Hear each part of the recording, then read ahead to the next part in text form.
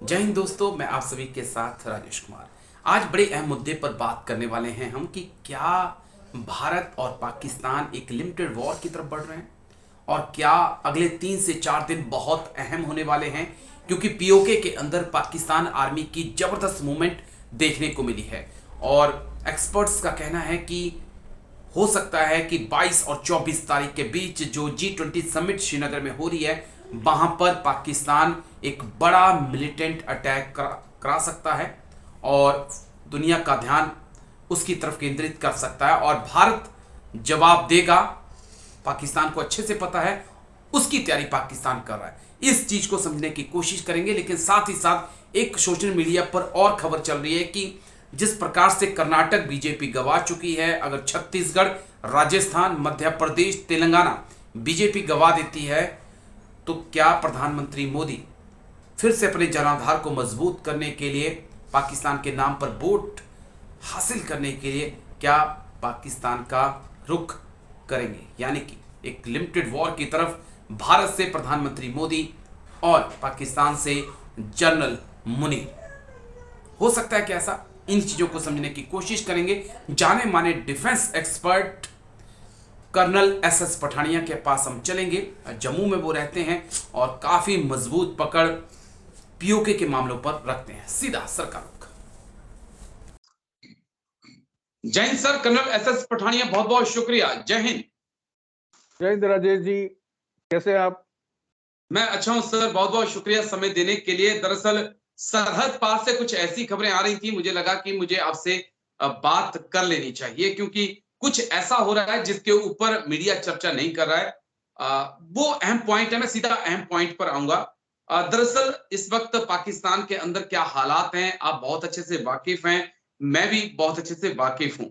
लेकिन क्या ये जो पाकिस्तान के अंदर हालात हैं, और जनरल मुनीर जो है वो आर्मी पे कंट्रोल खो चुके हैं, उसे पाने के लिए और अपनी जनता में विश्वास पैदा करने के लिए, क्या कोई एक लिमिटेड वॉर या मिलिटेंट अटैक बड़ा, क्योंकि G20 समिट भी भारत में होनी है 22 और 24 तारीख को, कर सकते हैं क्या? इस नजरिए से हम चीजों को देखें। देखिए राजेश जी, इस समय हमें दुनिया के अंदर, या अब हम बात करें एशिया की, वहाँ पे दो इम्पोर्टेंट इवेंट हो रही हैं। एक तो जो पाकिस्तान की जो हालात है और जिस तरीके से इमरान के खिलाफ पूरी आर्मी और पाकिस्तान की एस्टेब्लिशमेंट हो गई है, वहाँ पे करो या मरो की लड़ाई वाली सिचुएशन आ गई है। जी। दूसरा जो बहुत बड़ी चीज हो रही है हमारे लिए, इंडिया के लिए, ये एक बड़ा गर्व का विषय है कि G20 का जो समिट हो रहा है वो श्रीनगर में हो रहा है, कश्मीर में हो रहा है। तो ये एक बहुत ही बोल्ड स्टेप है इंडियन गवर्नमेंट का, जिसके फार रीचिंग रेमिफिकेशन होगी और ये एक हिस्टोरिकल इवेंट होगी। अभी जो सिचुएशन चल रही है, उससे पहले की अगर हम बात कर लें कि जम्मू जी। के अंदर जो इनका प्रोसेस चल रहा है कि जो मिलिटेंसी का एपिसेंटर कश्मीर तक सुरक्षित था, अभी उन्होंने जम्मू के अंदर अटैक करने शुरू कर दिए हैं। तो वो ये चाहते हैं कि दोनों जो हमारे रीजन हैं उनके अंदर वो पूरी तरह से इक्वल तरीके से आग लगाए।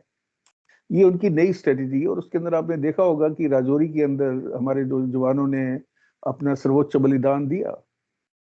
तो जी। अभी हम बात करते हैं G20 समिट की, और उसके अंदर पाकिस्तान अपनी इंटरनल हालात के मद्देनजर क्या कुछ कर सकता है चाइना के साथ मिलके, क्योंकि ठीक ये है। सिर्फ पाकिस्तान नहीं है, इसके पीछे चाइना भी पूरी तरह उनकी सपोर्ट में है। और उनका जो इस समय मेन मुद्दा है कि किसी तरीके से कोई ना कोई वारदात की जाए बड़े लेवल की, जिसको हम मेजर अटैक भी ओके। बोल सकते हैं, ताकि G20 की जो क्रेडिबिलिटी पूरे इंटरनेशनल कम्युनिटी में इस समय बन रही है उसको डिस्क्रेडिट किया जाए। और साथ ही जो पाकिस्तान की इंटरनल सिचुएशन है, पॉलिटिकली, इकोनॉमिकली, सिक्योरिटी के हिसाब से उन लोगों को भी एक डाइवर्जन मिलेगा, वो थोड़ा उससे हटेंगे। तो पॉसिबिलिटी है, आपकी जो असेसमेंट है उससे मैं पूरी तरह से एग्री करता हूं। अभी हो क्या सकता है, देखिए 22 से 24 मई तक ये डेट है जिसके अंदर ये समिट किया जा रहा है। जी। अभी पाकिस्तान क्या कर सकता है कि श्रीनगर के अंदर आई एम श्योर कि जो सिक्योरिटी अरेंजमेंट किए गए हैं तीनों तरफ से, बिकॉज वहां पे जो थ्रेट है वो आपको डल लेक से है, पानी से है, उसके बाद आपको थ्रेट लैंड से मिलता है, और उसके बाद आपको थ्रेट है जो स्काई से आएगा, जिसमें ओके। ड्रोन यूज हो सकता है, मिसाइल यूज हो सकती है। तो I am sure that Indian government जो है वो तीनों थ्रेट्स को काउंटर करने के लिए पूरी तरह से पुख्ते अरेंजमेंट वहां पे करेगी और उसको कंट्रोल करेगी। लेकिन हमारी जो वल्नरेबिलिटी है वो है 20 डिस्ट्रिक्ट हैं, उसमें श्रीनगर एक है। तो 19 ठीक डिस्ट्रिक्ट है। के अंदर, जम्मू और कश्मीर रीजन के अंदर, वहां पे उतनी चौकसी तो बढ़ाई नहीं जा सकती। So okay. पॉसिबिलिटी है कि वहां पे किसी किस्म की कोई मेजर वारदात को अंजाम करने की वो कोशिश करेंगे। अभी ठीक है सर। इसमें जो, अगर हम बात करते हैं कि किस लेवल की वो वारदात होगी, वो डिपेंड करता है। और अगर कोई बड़ी वारदात करने में सफल हो जाते हैं तो पाकिस्तान को ये भी पता है कि इंडिया चुप होके नहीं बैठेगा, यहाँ से रिटेलिएटरी स्ट्राइक आएगी। और वो जो रिटेलिएटरी चीन पे दो स्ट्राइक, निशाने साधने की बात कर रहे हैं क्या आप? पाकिस्तान चाह रहा है कि G20 में भी मैं दखल दे दूं, और जो मेरे हालात, अंदरूनी हालात हैं, जो बेचैनी आवाम में है, उसे भी मैं, उसका फोकस जो है वो भी भारत की तरफ कर दूं। बिल्कुल बिल्कुल, देखिए ये स्ट्रेटेजी बड़ी अच्छी स्ट्रेटेजी है उनकी। कि एक तो कश्मीर डिस्प्यूट को देखिए, उनका जो एक वजह थी कि जम्मू की रीजन के अंदर उन्होंने जो मिलिटेंसी फैलाई है, उसका वो जी। उस रूप में बोलेंगे कि ये अवाम की लड़ाई है सरकार के खिलाफ। और पहले ओके। जो लड़ाई थी सिर्फ कश्मीर रीजन तक लिमिटेड थी, अभी ये जम्मू में भी लोग जो है अपने हक की अपनी आजादी के लिए लड़ रहे हैं, तो उनका एम अचीव हो गया है। अभी इस, अगर कोई वारदात करने में वो सफल हो जाते हैं, जो वो पूरी तरह से कोशिश करेंगे, तो ये पता चल जाएगा कि एक तो जो हालात कश्मीर के अंदर हैं वो उतने अच्छे नहीं है जितना इंडिया गवर्नमेंट प्रोजेक्ट करने की कोशिश कर रही है। और दूसरा ठीक है। कि अवाम जो यहाँ का है वो अभी भी अपनी आजादी की लड़ाई लड़ रहा है, जो एक फॉल्स नैरेटिव है। बट अभी बाहर आप इसको प्रोजेक्ट करना चाहते हैं, आपको कोई नहीं रोक सकता। और जी जी। तीसरी सबसे बड़ी बात जो आपने बोली है कि उनका फोकस शिफ्ट करना बहुत जरूरी है, बिकॉज पाकिस्तान में आप ये मान के चलिए कि तकरीबन वहां पे सिविल वॉर चल रहा है। वहां पे आर्मी के अंदर जो कंट्रोल की लड़ाई है, जिस तरीके से आपने जी। देखा उनके जीएसक्यू पे अटैक हुआ था, उनके कोर कमांडर के अटैक हुआ था घर के अंदर, और जिस तरह की वो बिल्कुल। खबरें आ रही हैं, और जिस तरीके से इमरान खान उसको काउंटर कर रहे हैं कि वो कहते हैं कि हमारे तरीके इंसाफ के वो वर्कर नहीं थे। वो आर्मी का एक अपना स्टेज मैनेजमेंट है, जिससे वो इमरान की पार्टी को पूरी तरह से खत्म करना चाहते हैं, और वो ये चाहते हैं कि इलेक्शन ना हो। जी। वो ये भी कोशिश कर रहे ठीक। हैं कि किसी तरीके से इमरान देश छोड़ के चले जाएं, ताकि जब भी इलेक्शन जो अक्टूबर में होने थे उनको थोड़ा डिले करके कराया जाए, और जो लोग भी सत्ता में बने हुए हैं वो बने रहें। जी। और इसमें सबसे बड़ी जो सफरिंग है वो है उस अवाम की। अभी इमरान खान के साथ कितने लोग कब तक चलते हैं इस दबाव के जी। अंदर, ये देखने वाली बात है। वहां पे ठीक है। सिचुएशन अदरवाइज इट्स लेकिन टेरिबल। ऐसी भी खबरें कर्नल पठानिया सामने आ रही हैं यूके से, कि कुछ मूवमेंट भी देखी जा रही है। कितनी खबरें पुख्ता हैं, कितना इनमें दम है? आर्मी की देखिए, मूवमेंट, पाक आर्मी की, और क्या इसके पीछे पाक, का कारण है? मेरे जो सूत्रों से मेरे को पता चला राजेश जी, कि पाकिस्तान जो है हमारी रिटेलिएटरी स्ट्राइक को प्रीएम्प्ट कर रहा है, और ओके। उन्होंने वहां पे एडिशनल फोर्सेस जो हैं पीओके के अंदर मूव कर दी हैं। वो पूरी तरह से हाई अलर्ट है कि अगर उनकी कारस्तानी की वजह से भारत को रिटेलिएशन करना पड़ेगा, तो उसके लिए उन्होंने अपनी तैयारी पूरी तरह से की हुई है। अभी किस हद तक वो तैयारी है, वो उसको कैसे उसको सेफगार्ड करते हैं, इंडिया किस फॉर्म में रिटेलिएटरी स्ट्राइक करेगा, that nobody can tell you at that moment. But this is a very reliable information that they build up mobilization and putting additional troops in the POK has already started about 6-7 days before. तो क्या आप एक limited war की तरफ इशारा कर रहे हैं कि G20 समिट के अंदर अगर कुछ पाकिस्तानी मिलिटेंट करने में कामयाब हो जाते हैं, भारत का जवाब, और उस जवाब से बचने के लिए पाक तैयारी कर रहा है, एक लिमिटेड वॉर की बात कर रहे हैं? देखिए, पाकिस्तान के बस में लिमिटेड वॉर लड़ना भी अभी नहीं है। जी। और दूसरा ये है कि भारत इस समय, अगर आप देखें, हमारे प्रधानमंत्री जी G7 में गए हुए थे, भारत का अपना एक स्टेटस है इस समय। लेकिन भारत अपने आप को सॉफ्ट नेशन प्रोजेक्ट भी नहीं कर सकता है कि कोई ठीक है। पाकिस्तान जैसा छोटा सा देश आपको बार बार पंगा लेता रहे और आप चुप रहें। तो वो जो लिमिटेड वॉर है उसको हम नहीं कह सकते हैं, क्योंकि वो दोनों कंट्री उसको नहीं चाहेंगी, और पाकिस्तान तो बिल्कुल उस हालात में ही नहीं है कि वो एक लिमिटेड वॉर की बात कर सके। जी वो सिर्फ काउंटर करने की कोशिश करेगा। हमारी रिटेलिएटरी स्ट्राइक जो आती है, या तो लैंड से जाएगी जैसे उड़ी वाली स्ट्राइक हुई थी, या फिर बालाकोट जैसी स्ट्राइक। तो वैसी कोई चीज Indian nation as a India plan कर सकता है to give a message that we are not a soft nation and we can execute a will which we have to project ourselves as a strong nation which takes no nonsense. ठीक है sir. एक चीज और, क्या हम इसे जो PoK को लेने की बात गृह मंत्री प्रधानमंत्री करते हैं, क्या उससे चीजों को नहीं जोड़ सकते हैं कि जो तैयारियां पीओके में पास कर रहा है उससे बचने के लिए कर रहा है? Somehow I don't feel that is going to happen. देखिए, कुछ चीजें जो हैं वो एक शब्द की जिसको डिप्लोमेसी बोलते हैं ना, प्रोएक्टिव अप्रोच और हाइब्रिड वॉरफेयर। पीओके, इस समय पीओके के अंदर चाइना के बहुत ज्यादा इंटरेस्ट है। ओके। अभी हमें ये देखना पड़ेगा कि उनके 6-7 वहां पे डैम बन रहे हैं, उनका जो कॉरिडोर है वो गिलगिस्तान बाल्टिस्तान से निकल रहा है। तो क्या इंडिया ऐसी कोई कार्रवाई करेगा जिसके रेमिफिकेशन वर्ल्ड वाइड होंगे? तो मेरे को नहीं अभी ये लगता है, लेकिन ये पोस्चरिंग की बात करते हैं हम, हाइब्रिड वॉरफेयर की बात करते हैं हम, डिप्लोमेसी की बात, और उसके साथ अगर हम पॉलिटिक्स को भी जोड़ लें तो कुछ नारेबाजी चलती रहती है। But I don't think it's gonna happen in near future, maybe at a later stage.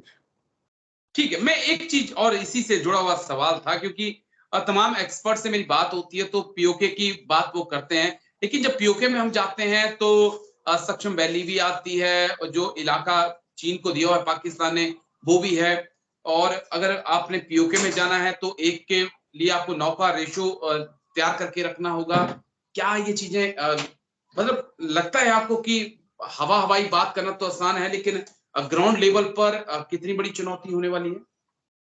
देखिए, अभी 75 से ज्यादा साल हो चुके हैं इसको। हमने बड़ी बार जी ब्रो मीटिंग कर लिया, हमारे जो पॉलिटिकल लीडर्स हैं, यहाँ के हमारे जो लोकल लीडर्स भी हैं, उनकी तरफ से ऐसे स्लोगन आते रहते हैं। लेकिन अगर हम बात करें जियो पॉलिटिकल और जियो स्ट्रेटेजिकल सिचुएशन की, तो मेरे को नहीं जी। लगता है कि आने वाले कुछ समय के अंदर ये चीजें होंगी। Maybe at a later stage once the Pakistan, देखिए Pakistan is also on the verge of fragmentation. अगर आपने इमरान खान को सुना, वो कत्तरवार की जो पूरी जिम्मेवारी है वो पाकिस्तान जी को दे रहे हैं कि वो मुजीबर बिल्कुल। रहमान जो प्रधानमंत्री बनना चाहिए था उनको नहीं बनाया। तो ही इज ऑल्सो टॉकिंग कि 71 वाली सिचुएशन आ सकती है। 71 वाली सिचुएशन का मतलब ये है कि मान लीजिए बलूचिस्तान अलग हो जाता है, खैबर जी पख्तूनख्वा में वहां प्रॉब्लम शुरू हो जाती है, तो there is a great likelihood कि पाकिस्तान जो है ओके। और हिस्सों में बढ़ जाए। उस समय जो सिचुएशन होगी और उस समय हमारा जो थॉट प्रोसेस और स्ट्रेटेजी होगा, that may be different, because PoK के ओके। अंदर भी लोग खुश नहीं है पाकिस्तान से अभी। तो अगर वहां से एक ऐसी आवाज निकलती है, एक शक्तिशाली आवाज, और वो भारत की मदद मांगते हैं, उस सिचुएशन में ये चीज हो सकती है। I will not ji rule it out, but that is a great possibility that somewhere, maybe down the line by 5 to 10 years or 7 years, something will happen and Pakistan will get disintegrated. ठीक है sir. एक आखिरी सवाल मेरा, जो बड़ा अहम सवाल भी है, क्योंकि सोशल मीडिया में कहीं ना कहीं ये चर्चा चल रही है कि कर्नाटक इलेक्शन हारने के बाद और उसके बाद अगर छत्तीसगढ़, राजस्थान, तेलंगाना में भी बीजेपी को झटका लगता है तो 2024 से पहले वहां से जनरल मुनीर और यहां से बीजेपी की तरफ से ध्यान बांटने के लिए एक लिमिटेड वॉर हो सकता है। क्या इन दावों में कोई दम? देखिए, these are far-fetching theories. आप एक पॉलिटिकल पार्टी भी चलाते हैं, तो मैं हाँ सैनिक हाँ, समाज पार्टी, तो मैं उस या लिहाज से भी आपको पूछ रहा हूँ कि क्या हाँ। वाकई में पॉलिटिकल पार्टियां देखिए ऐसा भी करती हैं? देखिए, छत्तीसगढ़ के अंदर सिचुएशन अलग है, जी एमपी के अंदर सिचुएशन अलग है, तेलंगाना में बीजेपी का कोई एग्जिस्टेंस ही नहीं है। जी अभी आने वाले समय में ये हो सकता है कि कांग्रेस अगर अपने सॉक्स को पुल कर लेती है, so they G have a possibility of winning MP.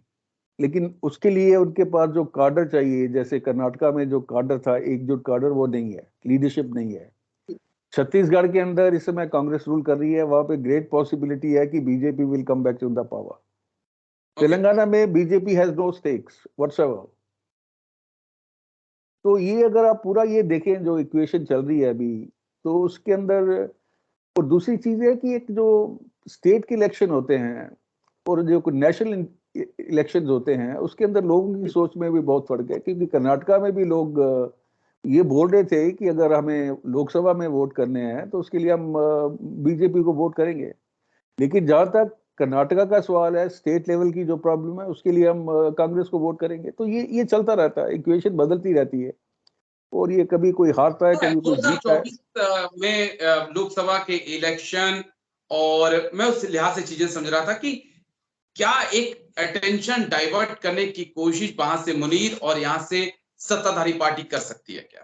Very unlikely, I would एक से लिमिटेड नेक्स्ट। वॉर का फायदा उठाया जा सकता नहीं है, नहीं क्योंकि नहीं हमने देखा नहीं है नहीं, पुलवामा के बाद किस प्रकार से बीजेपी के खाते में वोट गया था। I have my doubt that this will ever happen.